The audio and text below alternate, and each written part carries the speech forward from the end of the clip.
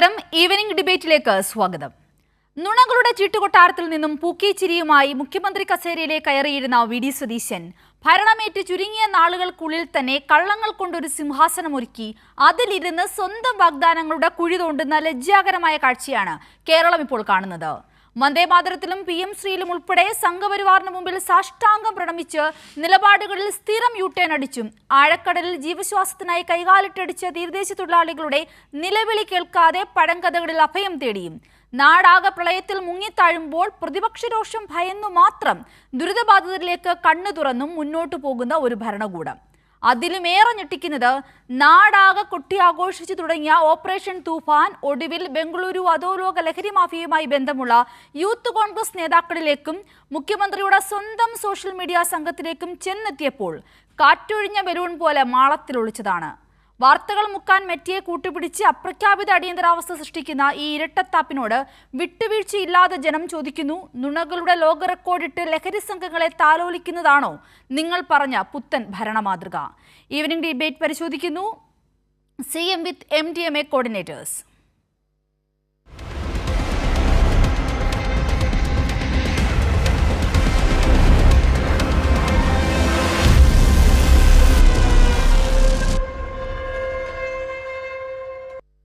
ഈ വാർത്ത പുറം ലോകം അറിഞ്ഞ ആദ്യ സമയം മുതൽ തന്നെ കൈരളി ന്യൂസ് ഇൻവെസ്റ്റിഗേഷൻ അതിനോടൊപ്പം തന്നെ ഉണ്ടായിരുന്നു. MDMA പ്രതികൾക്ക് മുഖ്യമന്ത്രിയിലുള്ളത് അസാധാരണ സ്വാധീനമെന്ന കണ്ടെത്തലിൽ എത്തി നിൽക്കുകയാണ് കാര്യങ്ങൾ. വി.ഡി. സതീശൻ 2025 കോഴിക്കോട് നടത്തിയ ഇഫ്താറിലേക്കും ഈ പ്രതി ഹുസൈന് ക്ഷണമുണ്ടായിരുന്നു എന്ന് മനസ്സിലാക്കുമ്പോഴാണ് അവർ തമ്മിലുള്ള ബന്ധം പരിക്കുപറ്റിയ KSUക്കാരനെയോ യൂത്ത് കോൺഗ്രസ്സുകാരനെയോ ആശ്വസിപ്പിക്കാൻ പോയപ്പോഴുള്ളതല്ല എന്ന് വ്യക്തമാകുന്നത്. മലബാറിന് പുറത്തുനിന്നും പരിപാടിയിൽ പങ്കെടുത്തത് സതീശനും ഹുസൈനും മാത്രമാണ്. ഈ പ്രതികളുടെ വിദേശ യാത്രകളിൽ അടക്കം ദുരൂഹതകൾ തുടരുന്ന ഒരു സാഹചര്യം കൂടിയാണ്. യാത്രകൾ ലഹരിക്കടത്തിന് ഉപയോഗിച്ചോ എന്നുള്ള സംശയം വളരെ സ്പഷ്ടമായി നമ്മുടെ മുമ്പിൽ നിൽക്കുകയും ചെയ്യുന്നു. അതുമാത്രമല്ല, പറവൂരിലെ വി.ഡി. സതീശന്റെ വീട്ടിലേക്ക് ഈ പറയുന്നവർക്കുണ്ടായിരുന്ന ഒരു സ്വാതന്ത്ര്യം, എപ്പോഴും എവിടെയും എങ്ങനെയും എത്തിച്ചേരുവാൻ പറ്റുന്നത്ര സ്വാതന്ത്ര്യം, വ്യക്തിബന്ധം മുഖ്യമന്ത്രിയുമായി ഉണ്ടായിരുന്നു. ആ ബന്ധം അവർ ഈ ലഹരിക്കടത്തിൽ ഉപയോഗിച്ചിട്ടുണ്ട് എന്ന കാര്യവും വ്യക്തമായി നമ്മുടെ മുമ്പിൽ നിൽക്കുകയാണ്. നമുക്ക് ആദ്യം ഈ ഇൻവെസ്റ്റിഗേഷന്റെ ഏറ്റവും പ്രധാനപ്പെട്ട തലത്തിലേക്ക് പോകാം. സാലി മുഹമ്മദ് കൂടുതൽ വിശദാംശങ്ങളുമായി നമ്മളോടൊപ്പം ഇപ്പോൾ ചേരുകയാണ്. സാലി, ഈ ഒരു യാത്ര, അതായത് ഈ പ്രതികൾ വി.ഡി. സതീശൻ എന്ന ആ ഒരു സംരക്ഷണ കവചം ഒരുക്കിക്കൊണ്ട് നടത്തിയിട്ടുള്ള യാത്രകളുടെ അല്ലെങ്കിൽ ആ യാത്രകളുടെ ലക്ഷ്യങ്ങളിലേക്കൊന്ന് പോവുകയാണെങ്കിൽ ഒരു പക്ഷേ ഈ കണ്ടതോ കേട്ടതോ ഒന്നും ആയിരിക്കുകയില്ല. ലഹരിക്കടത്തിന്റെ ഏറ്റവും വലിയ തലങ്ങളിലേക്ക് അത് എത്തിയേക്കും. എന്നാൽ അതിലേക്കൊന്നും പോവാതെ അവരെ സംരക്ഷിക്കുന്ന ആ ഒരു മൂടുപടം ഇപ്പോഴും ഉണ്ട് എന്ന് വേണം മനസ്സിലാക്കുവാൻ. കാരണം ഈ അന്വേഷണം പുരോഗമിക്കുമ്പോൾ നമുക്ക് കാണുവാൻ സാധിക്കുന്ന കാഴ്ചകളും അതാണ്. ഇവിടെ ഓരോ ദിവസവും ഇവരെ സംരക്ഷിക്കുവാൻ അല്ലെങ്കിൽ സ്വയം മുഖം രക്ഷിക്കുവാൻ വി.ഡി. സതീശൻ പറയുന്ന കള്ളങ്ങൾ തെളിവ് സഹിതം തകർന്നു വീണുകൊണ്ടിരിക്കുകയാണ്. ഇനി എന്തായിരിക്കും അടുത്ത മാധ്യമപ്രവർത്തകരോട് അടുത്ത വാർത്താ സമ്മേളനത്തിൽ മുഖ്യമന്ത്രി പറയുവാൻ സാധ്യതയുള്ള പുതിയ കള്ളങ്ങൾ?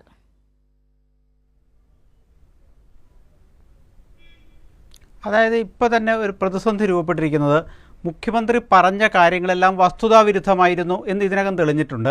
മാത്രമല്ല, അദ്ദേഹം പറഞ്ഞത് പോലീസ് ലാത്തിചാർജിനിരയായ പ്രവർത്തകരുമായിട്ടുള്ളൊരു സൗഹൃദം എന്ന തരത്തിലാണ് ഈ ഹുസൈനും സലാമുമായിട്ടുള്ള ബന്ധത്തെ അദ്ദേഹം ഇന്നലെ വാർത്താ സമ്മേളനത്തിൽ വിശേഷിപ്പിച്ചത്. അതൊന്നും അല്ല. ഹുസൈന് മർദ്ദനമേറ്റിട്ടില്ല. ഈ മർദ്ദനമേൽക്കുന്നതിനും 3 വർഷങ്ങൾക്ക് മുമ്പ് ഈ സൗഹൃദം ഉണ്ടായിരുന്നുവെന്ന് ഇന്നലെ പുറത്തു വന്നിരുന്നു. പക്ഷേ പിന്നീട് പുതിയ വിവരങ്ങൾ പുറത്തു വരുമ്പോൾ അക്ഷരാർത്ഥത്തിൽ ഞെട്ടിക്കുന്നതാണ്. കാരണം ഈ അസാധാരണമായൊരു സൗഹൃദം, അസാധാരണമായൊരു സ്വാധീനം ഈ മുഖ്യമന്ത്രിയിൽ മുമ്പ് പ്രതിപക്ഷ നേതാവായിരുന്ന കാലം മുതൽ ഈ മയക്കുമരുന്ന് കേസ് പ്രതികൾക്കുണ്ട് എന്നതാണ് തെളിയിക്കുന്നത്. അതിൽ ഹുസൈൻ്റെ കാര്യം തന്നെ എടുക്കുക. 2025 മെയ് 22-ന് കോഴിക്കോട് ഗോകുലം ഗ്രാൻഡ് ഹോട്ടലിൽ ഒരു ഇഫ്താർ സംഗമം പ്രതിപക്ഷ നേതാവ് തൻ്റെ ഔദ്യോഗിക പദവി ഉപയോഗിച്ച് സംഘടിപ്പിച്ചു. അന്ന് LDF സർക്കാരിൻ്റെ കാലത്ത് വടക്കൻ മലബാർ മേഖലയിൽ നിന്നുണ്ടായിരുന്ന മന്ത്രിമാരുൾപ്പെടെയുള്ള പൗരപ്രമുഖരെ അതിന് ക്ഷണിച്ചിരുന്നു. വിവിധ മതനേതാക്കൾ, രാഷ്ട്രീയ കക്ഷി നേതാക്കൾ, എല്ലാ മതവിഭാഗങ്ങളിലെയും പെട്ട ആളുകൾ. ഇഫ്താർ സംഗമം ആയതുകൊണ്ട് തന്നെ MES, സമസ്ത പോലുള്ള മുസ്ലിം സംഘടനകളുടെ ഭാരവാഹികൾ, നേതാക്കൾ, അവർ അതായത് വളരെ സെലക്റ്റീവായി ക്ഷണിക്കപ്പെട്ട, തിരഞ്ഞെടുക്കപ്പെട്ട മലബാർ മേഖലയിൽ നിന്നുള്ള ജനപ്രതിനിധികൾ ഉൾപ്പെടെയുള്ള പ്രധാനപ്പെട്ട വ്യക്തികൾ, VVIPകൾ മാത്രം ഒരു ഇഫ്താർ സംഗമത്തിൽ പങ്കെടുക്കുന്നു. അവിടെ അപരിചിതമായ ഒരു മുഖമുണ്ടായിരുന്നു. അത് ഹുസൈൻ്റെ ആയിരുന്നു. അത് അപരിചിതത്വം മാത്രമല്ല പ്രശ്നം. മലബാറിൽ നിന്ന്, പാലക്കാട് മുതൽ വടക്കോട്ടുള്ള ജില്ലകളിലുള്ള തിരഞ്ഞെടുക്കപ്പെട്ട ആളുകൾക്ക് വേണ്ടി ഒരു ഇഫ്താർ സംഗമം സംഘടിപ്പിക്കുമ്പോൾ അവിടെ നിന്ന് 200 കിലോമീറ്റർ അകലെ പെരുമ്പാവൂരിലുള്ള ഒരു പ്രാദേശിക യൂത്ത് കോൺഗ്രസ് നേതാവിന് അവിടെ എന്ത് കാര്യം എന്ന ചോദ്യം വരിക സ്വാഭാവികമാണ്. ആ ചോദ്യത്തിന് ഉത്തരം ഇതുവരെ കിട്ടിയിട്ടില്ല. ഏതായാലും ഹുസൈനെ ക്ഷണിച്ചിരുന്നു. ഹുസൈൻ അതിൽ പങ്കെടുത്തു. ഈ പൗരപ്രമുഖർക്കൊപ്പം ഹുസൈൻ ഇഫ്താർ വിരുന്ന് പങ്കെടുക്കുന്ന ദൃശ്യങ്ങൾ, ചിത്രങ്ങളെല്ലാം പുറത്തു വന്നിട്ടുണ്ട്. അപ്പോൾ എന്താണ് ഈ ഹുസൈൻ വി.ഡി. സതീശനും തമ്മിലുള്ള ബന്ധം എന്ന കാര്യം കഴിഞ്ഞ ദിവസങ്ങളിലുള്ളതുപോലെ പോലെ ഇപ്പോഴും ദുരൂഹമായി തുടരുന്നു. കാരണം സംസ്ഥാനത്തെ ഏറ്റവും പൗരപ്രമുഖരെ വിളിക്കുന്ന ഒരു പരിപാടിയിലേക്ക്, അത് മലബാറിലെ മാത്രം വിളിക്കുന്ന ഒരു പരിപാടിയിലേക്ക് ഹുസൈനെ വിളിച്ചുകൊണ്ട് പോകാൻ അന്നത്തെ പ്രതിപക്ഷ നേതാവിന് ഈ അടുപ്പം എത്രമാത്രമുണ്ട് എന്നുള്ളതാണ്. അതിനർത്ഥം ഇവർ തമ്മിൽ അസാധാരണമായൊരു അടുപ്പവും സ്വാധീനവും ഉണ്ട് എന്ന് നമുക്ക് അടിവരയിട്ട് പറയാം. ഇനി അതൊക്കെ മയക്കുമരുന്ന് കടത്തിന് ഉപയോഗിച്ചിട്ടുണ്ടോ ഇല്ലയോ എന്നൊക്കെ പറയേണ്ടത് അന്വേഷണ സംഘമാണ് എന്നുള്ളതാണ്. അത് വി.ഡി. സതീശൻ പറയേണ്ട മറുപടിയല്ല. അന്വേഷണ സംഘത്തെ നേരാമണ്ണം അന്വേഷിക്കാൻ വിട്ട് അതിൽ മുഖ്യമന്ത്രിയുടെ ഓഫീസിൽ പങ്കുണ്ടോ എന്ന് അന്വേഷിക്കേണ്ട ചുമതല സംസ്ഥാനത്തെ അന്വേഷണ സംഘത്തിനാണ്, പോലീസിനാണ്. അതുമായി ബന്ധപ്പെട്ട് വേണമെങ്കിൽ എക്സൈസിനും അന്വേഷിക്കാം. അത് മുഖ്യമന്ത്രി അത് അന്വേഷിച്ച് സത്യം പറയും എന്ന് നമുക്ക് തൽക്കാലം പ്രതീക്ഷിക്കുക വയ്യ എന്നുള്ളതുകൊണ്ട് അന്വേഷണ സംഘത്തെ ആശ്രയിക്കാൻ മാത്രമേ വഴിയുള്ളൂ. അന്വേഷണ സംഘത്തെ അതുമായി ബന്ധപ്പെട്ട് ആശ്രയിക്കുമ്പോൾ വരുന്ന മറ്റു പുതിയ ചില വിവരങ്ങൾ കൂടി നമ്മൾ ഞെട്ടിക്കുന്നതാണ്. കാരണം ഈ കക്ഷികൾ കഴിഞ്ഞ ഒരു വർഷത്തിനിടെ നിരവധി തവണ വിദേശയാത്ര നടത്തിയിട്ടുണ്ട്. ആ വിദേശയാത്രകളെല്ലാം ദുരൂഹമായിരുന്നു എന്നുള്ളതാണ് ഒന്നാമത്തെ പ്രശ്നം. അവർ ഈ മലേഷ്യ, തായ്ലാൻഡ് തുടങ്ങിയ രാജ്യങ്ങളിലേക്ക് ആയിരുന്നു നിരന്തരം സഞ്ചാരം നടത്തിക്കൊണ്ടിരുന്നത്. ഈ കഴിഞ്ഞ ഒരു വർഷം തന്നെ ഈ സലാം 6 പ്രാവശ്യം മലേഷ്യ, തായ്ലാൻഡ്, UAE ഇതാണ് ആ റൂട്ട് എന്ന് പറയുന്നത്. ആ റൂട്ടിനൊരു പ്രശ്നമുണ്ട്. കാരണം ഈ കേരളത്തിൽ ഹൈബ്രിഡ് കഞ്ചാവ് സമീപകാലത്ത് വൻതോതിൽ ഇറങ്ങുന്നുണ്ട്. നെടുമ്പാശ്ശേരിയിൽ നിന്ന്, പെരുമ്പാവൂരിൽ നിന്ന്, ആലുവയിൽ നിന്നൊക്കെ വലിയ അളവിൽ ഹൈബ്രിഡ് കഞ്ചാവ് പിടികൂടിയിട്ടുണ്ട്. കോടികൾ വില വരുന്നതിന്. അങ്ങനെ പിടികൂടിയ ഹൈബ്രിഡ് കഞ്ചാവിൻ്റെ ഉറവിടമേത് എന്ന് അന്വേഷിച്ച് ചെന്ന നാർക്കോട്ടിക് കൺട്രോൾ ബ്യൂറോയ്ക്കും സംസ്ഥാനത്തെ എക്സൈസും എത്തിച്ചേർന്നത് മലേഷ്യയിലും തായ്ലൻഡിലുമൊക്കെ ആയിരുന്നു. മലേഷ്യയിൽ നിന്നും തായ്ലൻഡിൽ നിന്നും ഇത്തരം ഹൈബ്രിഡ് കഞ്ചാവ് ദുബൈയിലെത്തിച്ച് UAEയിൽ നിന്ന് കേരളത്തിലേക്ക്, ഇന്ത്യയിലെ മറ്റ് സംസ്ഥാനങ്ങളിലേക്കും വിമാനമാർഗം എത്തിക്കുന്നതായിരുന്നു രീതി. അതാണ് അന്ന് നാർക്കോട്ടിക് കൺട്രോൾ ബ്യൂറോ NCB കണ്ടെത്തിയ വിവരം. നമുക്ക് ഇനി തിരിച്ച് ഈ MDMA കേസ് പ്രതിയായ സലാമിൻ്റെ യാത്രയിലേക്ക് ചെല്ലാം. അങ്ങനെയാണെങ്കിൽ അദ്ദേഹത്തിന്റെ ഞാനൊന്ന് ഇടപെടുകയാണ്. CPM നേതാവ് VPP മുസ്തഫ കൂടി നമ്മളോടൊപ്പം ചേരുകയാണ്. സാബ് നോക്കൂ, ഏറ്റവും പ്രധാനമായും ഇപ്പോൾ ഉയർന്നു വരുന്ന ഈ കേസ് അത് വളരെ വലിയ തരത്തിൽ സമൂഹത്തെ ഒന്നടങ്കം ഞെട്ടിപ്പിക്കുന്നതാണ്. കാരണം നമ്മുടെ മുഖ്യമന്ത്രിയുടെ സോഷ്യൽ മീഡിയ കോർഡിനേറ്ററാണ് ഇത്ര വലിയൊരു മൊത്ത വ്യാപാര ലഹരി കച്ചവടത്തിന്റെ ഭാഗമായി മാറിയിരിക്കുന്നത്. ഈ വിഷയം ജനശ്രദ്ധയിലേക്ക് വന്നപ്പോൾ വി.ഡി. സതീശൻ കൊടുത്ത മറുപടി എന്ന് പറയുന്നത് അതൊന്നുമില്ല, പരിക്ക് പറ്റിയ ഒരു പ്രവർത്തകനെ കാണാൻ പോയ ബന്ധം മാത്രമാണെന്നാണ്. പക്ഷെ ഇന്നിപ്പോൾ ലഭിക്കുന്ന വിവരം അനുസരിച്ച് വി.ഡി. സതീശൻ മലബാറിലെ പ്രമുഖരായ ആളുകൾക്ക് വേണ്ടി നടത്തിയ ഇഫ്താർ വിരുന്നിൽ പോലും ഈ പ്രതി ഉണ്ടായിരുന്നു എന്നുള്ളതാണ്. അവിടെ ഉയർന്ന ഒരു ചോദ്യം, ഇനി എന്തൊക്കെ കള്ളം പറഞ്ഞിട്ടാണ് വി.ഡി. സതീശന് മുഖം രക്ഷിക്കുവാൻ സാധിക്കുക എന്നുള്ളതാണ്. കാരണം അവർ തമ്മിലുള്ള ബന്ധം, ആ ബന്ധം ഈ ലഹരിക്കടത്തിൽ ഈ പ്രതി ഉപയോഗിച്ചിട്ടുണ്ട് തുടങ്ങിയ കാര്യങ്ങളെല്ലാം തന്നെ വ്യക്തമായി വന്നുകൊണ്ടിരിക്കുകയാണ്. ഒരു വലിയ പ്രതിരോധത്തിലേക്കല്ലേ ഈ കോൺഗ്രസ്, വി.ഡി. സതീശൻ, ഈ സോഷ്യൽ മീഡിയ കോർഡിനേറ്റർ ഇവരെയും കൊണ്ടുവന്ന് എത്തിച്ചിരിക്കുന്നത്? തീർച്ചയായിട്ടും കഴിഞ്ഞ 3 ദിവസമായി മലയാളികൾ ഉള്ളയിടങ്ങളിലെല്ലാം, കേരളത്തിൽ മാത്രമല്ല ലോകത്ത് എവിടെയെല്ലാം മലയാളികളുണ്ടോ അവിടെയെല്ലാം ഏറ്റവും വിസ്മയകരമായ ഒരു വാർത്തയായിരുന്നു ഇത്.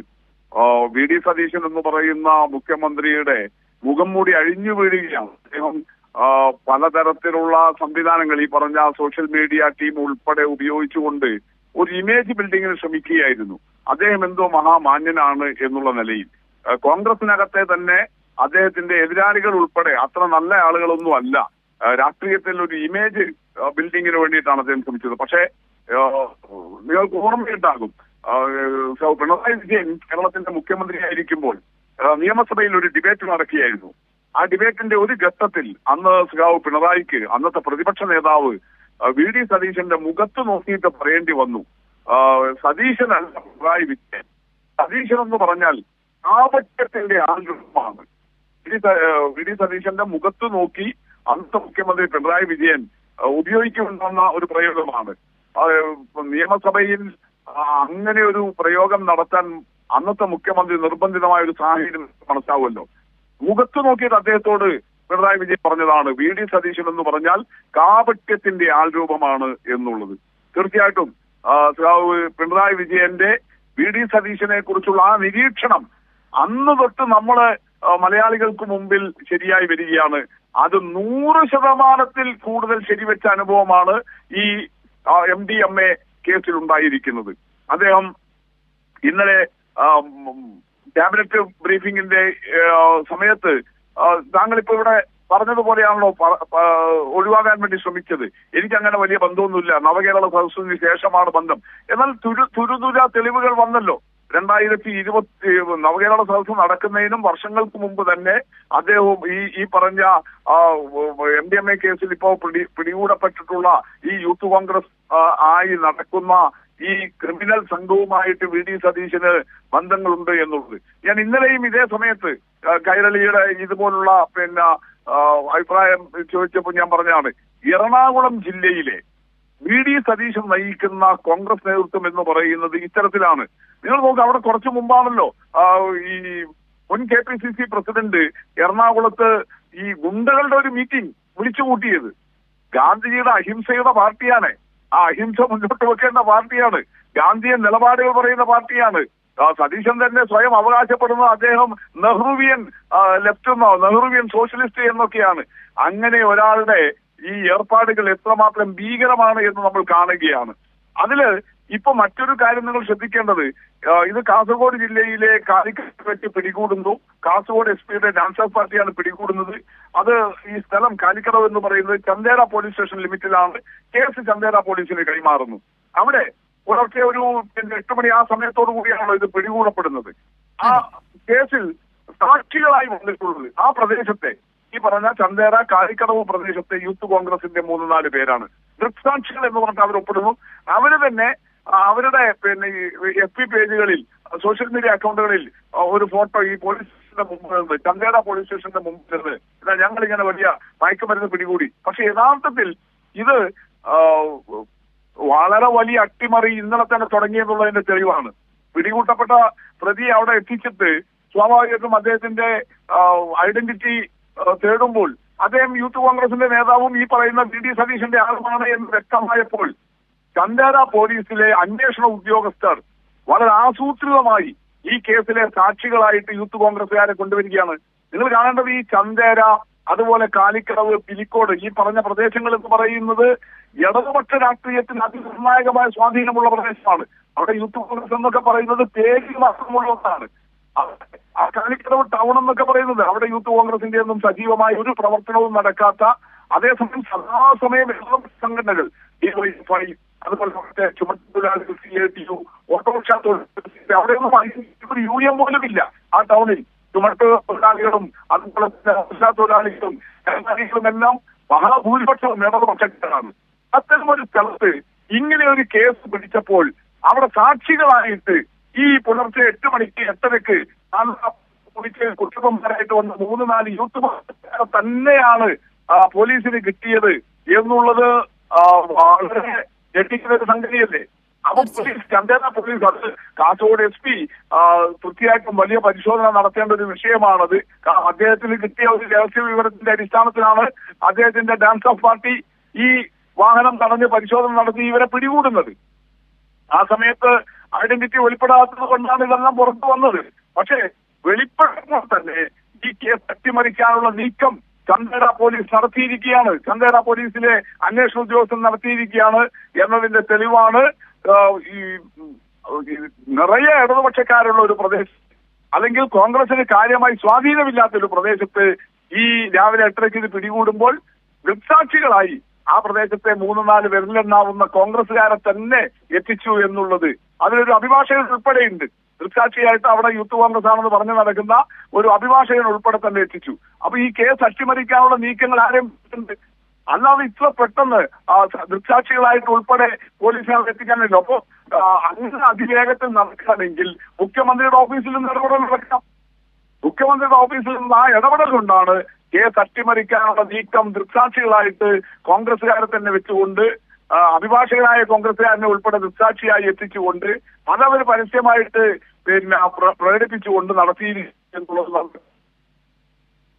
ഈ സ്വാഭാവികമായിട്ടും ഈ ഒരു കേസ് കോടതിയിലേക്ക് എത്തുമ്പോൾ ഈ സാക്ഷിമൊഴികൾ വളരെയധികം പ്രാധാന്യമുള്ളതായിട്ട് മാറും. അവിടെ ഈ യൂത്ത് കോൺഗ്രസ്സുകാർ, ഈ സാക്ഷികളായിട്ടുള്ള യൂത്ത് കോൺഗ്രസ്സുകാർ മൊഴി മാറ്റുകയാണെങ്കിൽ ഒരു പക്ഷേ ആദ്യഘട്ടത്തിൽ തന്നെ ഈ കേസ് ഇല്ലാതായി പോകാനുള്ള സാധ്യത വളരെ കൂടുതലല്ലേ?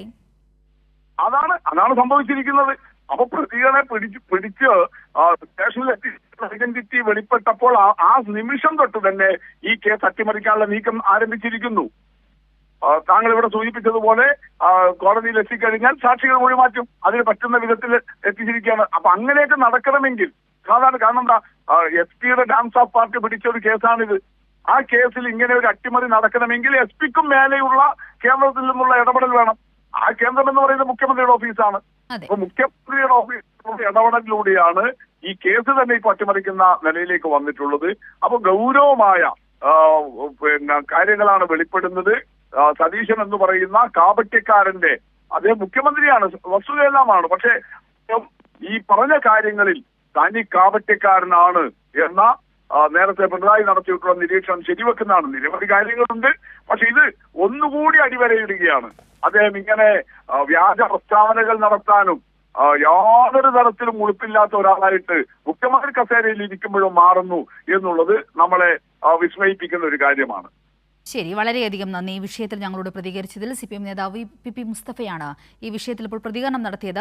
സാലി തുടരുന്നുണ്ട്. സാലി, നോക്കൂ, ഇദ്ദേഹം പറഞ്ഞ ഏറ്റവും പ്രധാനപ്പെട്ട ഒരു പോയിന്റ്, ഈ സാക്ഷിമൊഴികൾ രേഖപ്പെടുത്തിയ ഘട്ടം മുതൽ തന്നെ, അതിൻ്റെ ഒരു കേസിന്റെ ഏറ്റവും ആദ്യ ഘട്ടം മുതൽ തന്നെ ഒരു അട്ടിമറി നടക്കുന്നുണ്ട്. നാളെ ഇത് കോടതിയിൽ ഒന്നുമല്ലാണ്ടായി തീരുവാനുള്ള എല്ലാ വഴിമരുന്നുകളും ഇട്ടാണ് ഈ അന്വേഷണം മുന്നോട്ട് പോകുന്നത് എന്നൊരു സ്വാഭാവികമായ സംശയം ഉയർന്നു വരുന്ന ഒരു വേള കൂടിയാണിത്.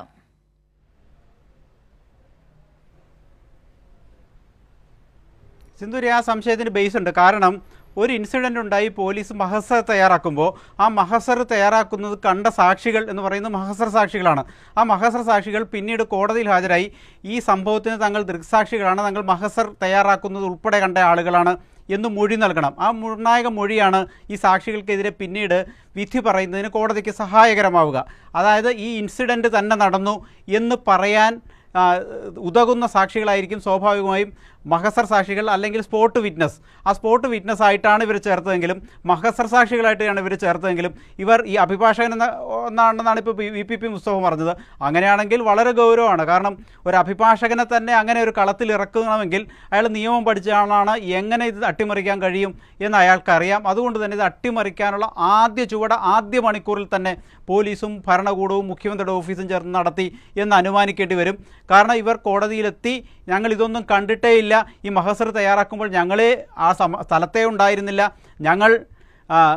പോലീസ് ഞങ്ങളുടെ അനുവാദമില്ലാതെയോ ഞങ്ങൾ കാണാതെയോ ഞങ്ങൾ സാക്ഷികളാകാതെയോ ഞങ്ങൾ മഹസർ സാക്ഷികളാക്കി വെച്ചിരിക്കുകയായിരുന്നു എന്ന് കോടതിയിൽ പറഞ്ഞാൽ കേസ് അവിടെ പൊളിഞ്ഞു. മാത്രമല്ല, പുതിയൊരു വിവരം പുറത്തു വരുന്നുണ്ട്. പോലീസ് മഹസർ സാക്ഷികളാക്കി പേര് ചേർത്തിരിക്കുന്ന, ആ FIR-ലും FIS-ലും ഒക്കെ പേര് ചേർത്തിരിക്കുന്ന ആളുകൾ ആ സ്ഥലത്ത് അവിടെ ഉണ്ടായിരുന്നില്ല, അവർ അതേ സമയത്ത് മറ്റൊരിടത്തായിരുന്നു എന്ന് തെളിയിക്കുന്ന പുതിയ ചില വിവരങ്ങൾ പുറത്തു വന്നിട്ടുണ്ട്. അങ്ങനെയാണെങ്കിൽ അവരുടെ അലീബി അവിടെ തെളിയിക്കാൻ കഴിയും. കാരണം അവർ ആ സമയത്ത് മറ്റൊരിടത്താണെന്ന് കോടതിയിൽ പ്രൂവ് ചെയ്യാൻ അവർക്ക് എളുപ്പമാണ്. അപ്പോൾ സ്വാഭാവികമായി അവർ മഹസർ സാക്ഷികളേ അല്ലാതായി മാറും. ഈ കേസിന് സാക്ഷികളേ ഇല്ലാതായി മാറും. പോലീസ്, ഭരണകൂടം അല്ലെങ്കിൽ പ്രോസിക്യൂഷൻ ചമച്ച ഒരു കേസായി അത് മാറും. സ്വാഭാവികമായും പ്രതിക്കും അർഹതയുണ്ട് എന്ന നമ്മുടെ തത്വശാസ്ത്ര പ്രകാരം തെളിവില്ലാത്തതുകൊണ്ട് ഇവർ കുറ്റവിമുക്തരാക്കപ്പെടുന്ന സാഹചര്യവും വരും. അപ്പോൾ അതെങ്ങനെ സംഭവിച്ചു? ഇത് സംഭവിച്ചത് SP-യുടെ നേതൃത്വത്തിലുള്ളൊരു ഡാൻസ് ഓഫ് ടീം ഇത് പിടിച്ചിട്ടുണ്ടെങ്കിൽ അതിൻ്റെ മുകളിൽ നിന്നുള്ളൊരു ഉദ്യോഗസ്ഥൻ ഇതിൽ നിന്ന്, അല്ലെങ്കിൽ ഒരു അധികാരി, അത് മുഖ്യമന്ത്രിയുടെ ഓഫീസാകാം, അതിന് മുകളിലുള്ള ഏതെങ്കിലും പോലീസ് ഉദ്യോഗസ്ഥനാകാം, ഇങ്ങനെ ഒരു നിലപാട് സ്വീകരിക്കണം എന്ന് സംഘത്തിന് നിർദ്ദേശം നൽകി എന്നുള്ളതാണ് നമ്മൾ മനസ്സിലാക്കേണ്ടത്. അതിൽ ഏറ്റവും പ്രധാനപ്പെട്ടത്, അന്ന് തന്നെ ഈ പിടിക്കപ്പെട്ട അതേ സമയത്ത് തന്നെ ആഭ്യന്തരമന്ത്രി രമേശ് ചെന്നിത്തലയ്ക്കൊപ്പമുള്ള ഫോട്ടോവും മുഖ്യമന്ത്രി ഒപ്പമുള്ള ദൃശ്യങ്ങളും ആ ചാറ്റുകളും ഫോട്ടോകളും എല്ലാം ഈ പ്രതികൾ ഈ സംഘത്തിന് കാണിച്ചു കൊടുത്തു. അപ്പോൾ ഈ അന്വേഷണ സംഘത്തിലെ ഭൂരിഭാഗം ഉദ്യോഗസ്ഥർക്കും ഈ കാര്യത്തിൽ എന്ത് തുടർ നടപടിയെന്ന് അമാന്തിച്ച് നിൽക്കുന്ന ഘട്ടത്തിലാണ് അതിലൊരു പോലീസ് ഉദ്യോഗസ്ഥൻ പ്രദേശത്തെ ഒരു പ്രാദേശിക ചാനൽ റിപ്പോർട്ടറെ വിളിച്ച് ഇങ്ങനെ ഒരു വലിയ സംഘം മയക്കുമരുന്നിന് പിടികൂടിയിട്ടുണ്ട് MDMA-യുമായി അറിയിക്കുകയും അയാൾ പെട്ടെന്ന് തന്നെ അവിടെ ക്യാമറയുമായിട്ട് എത്തുകയും ചെയ്തതുകൊണ്ട് മാത്രമാണ് ആ ദൃശ്യങ്ങൾ പുറത്തു വന്നു. ദൃശ്യങ്ങൾ പുറത്തു വന്നതുകൊണ്ട് മാത്രമാണ് അപ്പോൾ ആ കേസ് അട്ടിമറിക്കപ്പെടാതെ പോയത് എന്ന് നമ്മൾ മനസ്സിലാക്കണം. അത് അന്ന് തന്നെ വന്ന വിവരമാണ്. ആ പോലീസുകാരൻ എടുത്ത ഏറ്റവും സ്തുത്യർഹമായ ഒരു നിലപാടാണ് ഈ കേസ് പുറത്തു വരാൻ തന്നെ കാരണം. അടുത്ത ഘട്ടം ഉയർന്ന പോലീസ് ഉദ്യോഗസ്ഥർ സ്വാഭാവികമായും ഇടപെട്ടിട്ടുണ്ടാകും, അല്ലെങ്കിൽ മുഖ്യമന്ത്രിയുടെ ഓഫീസ് ഇടപെട്ടിട്ടുണ്ടാവും, മുഖ്യമന്ത്രിയുടെ നിർദ്ദേശം അതിൽ ഉണ്ടായിട്ടുണ്ടാവണം. അങ്ങനെ ഈ കേസിൽ ഈ സാക്ഷികളായി അവിടെ ആ ഭാഗത്തേ ഇല്ലായിരുന്ന 3 പേരെ കൊണ്ടുവരികയും ആ 3 പേർ അവിടെ ഇല്ലാതിരുന്നിട്ടും സാക്ഷികളാകുകയും ചെയ്തെങ്കിൽ കോടതിയിലെത്തുമ്പോൾ എന്താവും അതിൻ്റെ ഭാവി എന്ന് നമുക്ക് ഊഹിക്കാവുന്നേ ഉള്ളൂ. അതിനൊപ്പം തന്നെ ഈ തൂഫാനുമായി ബന്ധപ്പെട്ട് നേതൃത്വം നൽകുന്ന ഉദ്യോഗസ്ഥരെ മാറ്റിയ വാർത്തയും നമുക്ക് കഴിഞ്ഞ ദിവസം കണ്ടു. പുട്ട വിമലാദിത്യയെ മാറ്റി മറ്റൊരു ഉദ്യോഗസ്ഥയെ അവിടെ നിയമിച്ചു എന്നുള്ളൊരു പ്രശ്നം രൂപപ്പെട്ടിട്ടുണ്ട്. അപ്പോൾ ഇതെല്ലാം ചേർത്ത് വായിക്കുമ്പോൾ ഈ കേസ് ഇപ്പോൾ തന്നെ അട്ടിമറിക്കാനുള്ള ശ്രമങ്ങൾ ആരംഭിച്ചിട്ടുണ്ട്, അട്ടിമറിക്കാനുള്ള നീക്കം ആരംഭിച്ചിട്ടുണ്ട്.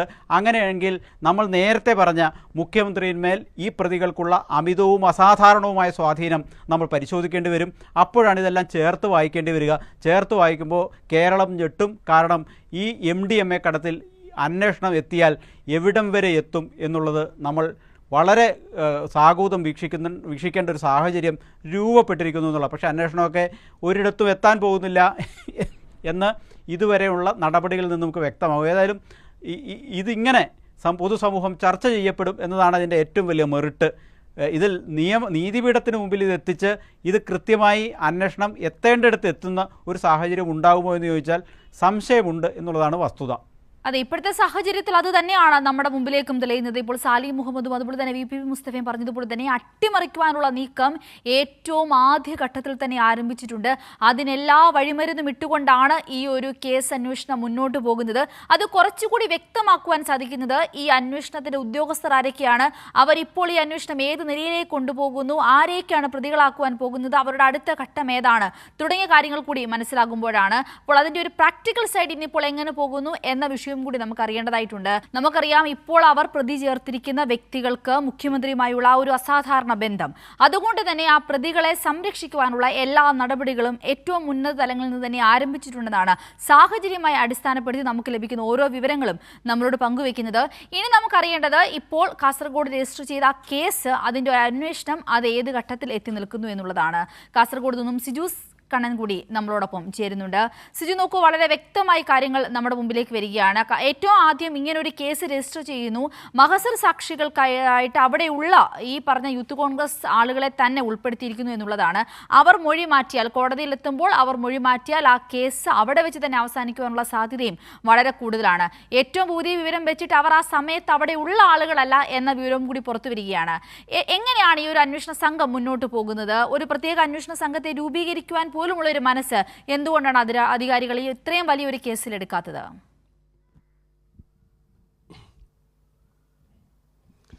സിധൂരി, മുഖ്യമന്ത്രി VD സതീശന്റെ വിശ്വസ്തനായ യൂത്ത് കോൺഗ്രസ് നേതാവ് ഉൾപ്പെട്ട ഒരു MDMA കേസാണ് കാസർഗോഡ് രജിസ്റ്റർ ചെയ്തത്. കേരളം തന്നെ ആകെ ഞെട്ടിയ കേസാണ്. പക്ഷേ ആ കേസുമായി ബന്ധപ്പെട്ട് അതിൻ്റെ തുടരന്വേഷണത്തിൽ ഒരു വിശ്വാസ്യത നഷ്ടപ്പെടുന്ന രീതിയിലേക്കാണ് കാര്യങ്ങൾ പോകുന്നത്. വാണിജ്യ അടിസ്ഥാനത്തിൽ 140 ഗ്രാം MDMAയുമായാണ് പ്രതികൾ ഞായറാഴ്ച കാസർഗോഡ് കാലിക്കടവിൽ പിടിയിലായത്. അതിനുശേഷം കേസുമായി ബന്ധപ്പെട്ട അന്വേഷണത്തെക്കുറിച്ച് ചോദിക്കുന്ന സമയത്ത് അന്വേഷണ ഉദ്യോഗസ്ഥരെല്ലാം പറയുന്നത് കാര്യക്ഷമമായ രീതിയിൽ അന്വേഷണം മുന്നോട്ട് പോകുന്നു എന്നാണ്. പക്ഷേ ഏത് രീതിയിൽ ഇത് മുന്നോട്ട് പോകുന്നു എന്ന കാര്യത്തിൽ വ്യക്തതയില്ല. ഒന്ന് വളരെ പ്രധാനപ്പെട്ട കാര്യം, വാണിജ്യാടിസ്ഥാനത്തിൽ ഇത്തരത്തിൽ MDMA പിടികൂടുന്നു. അതോടൊപ്പം തന്നെ ഈ പ്രതികൾക്ക് ഉന്നത രാഷ്ട്രീയ ബന്ധമുണ്ടെന്ന് വ്യക്തമാവുന്നു. അതോടൊപ്പം ഇവർ വിദേശയാത്രകളടക്കം പലതവണ നടത്തിയതായി വിവരങ്ങൾ പുറത്തുവരുന്നു. ബാംഗ്ലൂർ ഉൾപ്പെടെ ഇന്ത്യയിലെ വിവിധ നഗരങ്ങളിലുള്ള ആളുകളുമായി മയക്കുമരുന്ന് കച്ചവടവുമായി ബന്ധപ്പെട്ട് ഇവർക്ക് ബന്ധമുണ്ട് എന്നുൾപ്പെടെ തെളിവുകൾ ഓരോന്നോരോന്നായി പുറത്തു വരുന്നു. പക്ഷേ ഇപ്പോഴും ഒരു പ്രത്യേക അന്വേഷണ സംഘത്തെ രൂപീകരിച്ചുകൊണ്ട് ഈ കേസുമായി ബന്ധപ്പെട്ട് അന്വേഷണം നടത്തി മുന്നോട്ട് പോകുന്നതിന് തയ്യാറാവുന്നില്ല എന്നുള്ളതാണ് വളരെ പ്രധാനപ്പെട്ട കാര്യം. കേസ് അന്വേഷണം ആദ്യം നടത്തിയ അതേ സംഘം തന്നെ ഈ ചന്ദേര പോലീസ് സ്റ്റേഷനിലെ CI, ഈ കേസ് പിടികൂടിയ ചന്ദേര പോലീസ് സ്റ്റേഷനിലെ CIയുടെ നേതൃത്വത്തിൽ തന്നെയാണ് ഇപ്പോഴും അന്വേഷണം നടത്തുന്നത്. ഈ കേസിൽ MDMAയുടെ ഉറവിടം, അതോടൊപ്പം തന്നെ MDMA കേരളത്തിലേക്ക് എത്തിക്കുന്ന കാരിയർമാർ, കഴിഞ്ഞ ദിവസം നമ്മൾ ഈ കാരിയർമാരുടെ വിവരങ്ങളടക്കം പുറത്തു വിട്ടിരുന്നു. ഒരു വനിതയാണ് പ്രധാനമായും എറണാകുളത്തേക്ക് ഇവർക്ക് MDMA എത്തിച്ച് നൽകുന്നത് എന്നുൾപ്പെടെയുള്ള വിവരങ്ങൾ പുറത്തുവിട്ടിരുന്നു. ഇത്തരം കാരിയർമാരെ കുറിച്ചുള്ള വിവരങ്ങൾ ലഭ്യമാകേണ്ടതുണ്ട്. അതോടൊപ്പം കഴിഞ്ഞ ദിവസം പുറത്തുവന്ന വിവരങ്ങൾ അനുസരിച്ച് ഇവർ 53 ലക്ഷം രൂപ 4 ബാങ്ക് അക്കൗണ്ടുകളിലേക്ക്, ബാംഗ്ലൂർ സ്വദേശികളുടെ ബാങ്ക് അക്കൗണ്ടുകളിലേക്ക് ഈ പ്രതികൾ കൈമാറിയിട്ടുണ്ട്. ഇവർക്ക് ഇതിനുള്ള വരുമാനം എവിടെ നിന്നാണ്, ഇവരുടെ സാമ്പത്തിക സ്രോതസ് എന്താണ് എന്നുൾപ്പെടെയുള്ള കാര്യങ്ങളിൽ ഒരു വ്യക്തത വരേണ്ടതുണ്ട്. ഇവർ നടത്തിയ സാമ്പത്തിക ഇടപാടുകളെ കുറിച്ചൊരു വ്യക്തത വരേണ്ടതുണ്ട്. അതോടൊപ്പം തന്നെ വളരെ പ്രധാനപ്പെട്ട കാര്യം, ഇവർ വിവിധ സ്ഥലങ്ങളിൽ MDMA എത്തിക്കുന്നതിനാണ് എറണാകുളത്ത് നിന്ന് യാത്ര ചെയ്തെത്തിയത്. മലപ്പുറത്തും കോഴിക്കോടും കണ്ണൂരും ഏറ്റവും ഒടുവിൽ കാസർഗോഡ് MDMA വാണിജ്യാടിസ്ഥാനത്തിൽ മൊത്ത കച്ചവടത്തിനായി എത്തുന്ന സമയത്താണ് പ്രതികൾ അവിചാരിതമായി പിടിയിലാകുന്നത്. ഇവരുടെ ഇടനിലക്കാർ ആരൊക്കെയാണ്, ഇവർ ഏതൊക്കെ ജില്ലകളിൽ ഇവരുടെ വേരുകൾ, മയക്കുമരുന്ന് ശൃംഖലയുടെ വേരുകൾ പടർന്നു നിൽക്കുന്നു എന്നുൾപ്പെടെയുള്ള കാര്യത്തിലെല്ലാം തന്നെ വിശദമായ അന്വേഷണം നടത്തേണ്ടതുണ്ട്. അതിന് സ്വാഭാവികമായും ഈ നിലയിലുള്ള അന്വേഷണം മതിയാകില്ല എന്നൊരു വിമർശനമാണ് ഇപ്പോൾ ഉയരുന്നത്. കാരണം പ്രത്യേക അന്വേഷണ സംഘം, ഒരു ഉന്നത ഉദ്യോഗസ്ഥന്റെ മേൽനോട്ടമെല്ലാം ഈ കേസിന് ആവശ്യമാണ്. പക്ഷേ ആഭ്യന്തര വകുപ്പ് ഡിവൈഎഫ്ഐ സംസ്ഥാന സെക്രട്ടറി VK സനോജ് കൂടി നമ്മളോടൊപ്പം ചേരുകയാണ്. VK സനോജ്, കേരളം ഞെട്ടിയ ഒരു വാർത്തയായിരുന്നു ഈ ഒരു MDMA വേട്ട. ഞെട്ടാനുള്ള ഏറ്റവും പ്രധാനപ്പെട്ട കാര്യം മുഖ്യമന്ത്രിയുടെ സോഷ്യൽ മീഡിയ കോർഡിനേറ്റർ ഉൾപ്പെടുന്ന ഒരു അറസ്റ്റാണ് ഉണ്ടായിരിക്കുന്നത്. എന്നാൽ അവരെ രക്ഷിക്കുവാനുള്ള എല്ലാ നീക്കങ്ങളും ശക്തമാണെന്നാണ് ഇപ്പോൾ വരുന്ന തെളിവുകൾ നമ്മളോട് പറയുന്നത്. നോക്കൂ, അവർ തമ്മിലുള്ള ബന്ധം, മുഖ്യമന്ത്രിയുമായിട്ടുള്ള ബന്ധം തന്നെ ഒരു സാധാരണമായ ബന്ധമല്ല എന്ന് വ്യക്തമാവുകയാണ്. അപ്പോൾ തുടക്കത്തിൽ തന്നെ ഇത്രയധികം ശ്രദ്ധ ആകർഷിച്ച ഒരു കേസിനെ ഇല്ലാതാക്കാനുള്ള എല്ലാ ശ്രമങ്ങളും ഭരണതലത്തിൽ വ്യക്തമാണല്ലേ? അതെ, കേസ് അട്ടിമറിക്കാനുള്ള വലിയ ഗൂഢാലോചന ഇപ്പൊ നടന്നുകൊണ്ടിരിക്കുന്നത്. VD സതീശൻ ആദ്യം പറഞ്ഞു ഒട്ടും പരിചയമില്ല എന്നാണ് പറഞ്ഞത്. പക്ഷേ അദ്ദേഹവുമായിട്ടുള്ള പരിചയവും ബന്ധവും, അദ്ദേഹം പറഞ്ഞ സംഭവം എന്ന് പറയുന്നത് അദ്ദേഹത്തിന് പോലീസിന്റെ മർദ്ദനമേറ്റപ്പോ നവകേരള മാർച്ചിന് ശേഷം പരിചയപ്പെട്ടു എന്നാണ്. യഥാർത്ഥത്തിൽ 2021 മുന്നേ തന്നെ പരിചയമുണ്ടായിരുന്നു എന്നുള്ള തെളിവ് വന്നു. അദ്ദേഹത്തിന്റെ സന്തത സഹചാരിയാണ് എന്ന തെളിവ് വന്നു. കോഴിക്കോട് വെച്ച് നടന്ന ഒരു ഇഫ്താർ വിരുന്നിൽ പോലും VD സതീശൻ കൂടെ പങ്കെടുത്തിരുന്നു എന്ന തെളിവ് വന്നു. അപ്പൊ ഇത് ഒരു കാരണവശാലും നിഷേധിക്കാൻ കഴിയാത്ത രൂപത്തിലേക്ക് കാര്യങ്ങൾ വന്നിട്ടുണ്ട്. ഇനിയിപ്പോൾ അവർക്ക് ചെയ്യാൻ വേണ്ടി കഴിയുന്നത് ഈ കേസ് അട്ടിമറിക്കലാണ്. ഇത്ര ദിവസമായിട്ടും ഇത്ര ഗുരുതരമായിട്ടുള്ള ഒരു കേസിൽ ഒരു അന്വേഷണവും ഫലപ്രദമായി നടന്നിട്ടില്ല, എവിടെയും എത്തിയിട്ടില്ല. എവിടെ നിന്നാണ് ഈ MDMA ഇത്രമാത്രം ഇങ്ങോട്ട് കൊണ്ടുവരുന്നത്? എത്ര കാലമായി ഇയാൾ ഈ പരിപാടി തുടങ്ങിയിട്ട്? ആരൊക്കെയാണ് ഇതിന്റെ കണ്ണികൾ? ഒന്നും പിടിച്ചിട്ടില്ലല്ലോ. ഒരു തലത്തിലേക്കും അന്വേഷണം പോകുന്നില്ല. മാത്രമല്ല, ഈ കേസിൽ സാക്ഷികളാക്കി നിർത്തിയിട്ടുള്ളത് യൂത്ത് കോൺഗ്രസിന്റെ അവിടെയുള്ള ആളുകളാണ്. അപ്പോ കാസർഗോഡ് യൂത്ത് കോൺഗ്രസിന്റെ സ്ഥലത്തില്ലാത്ത ആളുകളെ ഉൾപ്പെടെ സാക്ഷികളാക്കി നിർത്തി കേസ് അട്ടിമറിക്കാനുള്ള നീക്കം ആദ്യഘട്ടത്തിൽ തന്നെ നടത്തിയിരിക്കുന്നു എന്ന് നമ്മൾ കാണേണ്ടതുണ്ട്. എല്ലാ നിലയിലും കേസ് അട്ടിമറിക്കാനുള്ള വലിയ ഗൂഢാലോചനയും നീക്കവും നടന്നുകൊണ്ടിരിക്കുന്നു എന്നതിന്റെ തെളിവായിട്ട് ഈ കാര്യങ്ങളെല്ലാം കാണേണ്ടതുണ്ട്. ശരി, വളരെയധികം നന്ദി. VK സനോജാണ് നമ്മളോട് പ്രതികരിച്ചത്. അദ്ദേഹം ഉൾപ്പെടെ ഇന്ന് ഈവനിംഗ് ഡിബേറ്റിൽ പ്രതികരിച്ച ഓരോ വ്യക്തികളും പറഞ്ഞ ഏറ്റവും പ്രധാനപ്പെട്ട കാര്യം, ഈ ഒരു കേസ് അട്ടിമറിക്കുവാനുള്ള എല്ലാ ശ്രമങ്ങളും സജീവമാണ്. ഒരു പക്ഷേ നിയമത്തിന്റെ കോടതിയിൽ ഈ കേസ് മുന്നോട്ട് പോവാതിരിക്കാം. അതിനുവേണ്ടിയുള്ള എല്ലാ ചേരുവകളും ആദ്യഘട്ടം മുതൽ തന്നെ ഈ അധികാരവർഗം ചേർക്കുകയും ചെയ്യുന്നുണ്ട്. പക്ഷേ ജനകീയ കോടതിയിൽ ഈ കേസ് വരുമ്പോൾ അത് ജനങ്ങൾ വളരെയധികം ചർച്ച ചെയ്യും. അവർ ചോദ്യങ്ങൾ ചോദിക്കും. ആ ചോദ്യങ്ങൾക്ക് VD സതീശൻ സർക്കാർ വ്യക്തമായ ഉത്തരം പറയേണ്ടി വരും. കാരണം ചോദ്യങ്ങൾ എത്തുന്നത് ജനങ്ങളുടെ ഭാഗത്തു നിന്നുമാണ്. ഇതൊരു ജനാധിപത്യ രാജ്യമാണ്. ആ ചോദ്യങ്ങൾ കാണാതെ പോകുവാൻ സാധിക്കില്ല എന്നുള്ളതാണ് വ്യക്തം. എന്തായാലും തുടരും അന്വേഷണം എന്ന കാര്യത്തിൽ യാതൊരുവിധ സംശയവുമില്ല. കാരണം ജനത്തിന്റെ പ്രശ്നമാണ്. അതിനോടൊപ്പം തന്നെ മാധ്യമങ്ങളും ഉണ്ടാവേണ്ടതും അനിവാര്യമാണ്. എന്തായാലും ഇന്നത്തെ ഈവനിംഗ് ഡിബേറ്റ് ഇവിടെ പൂർണ്ണമാവുകയാണ്.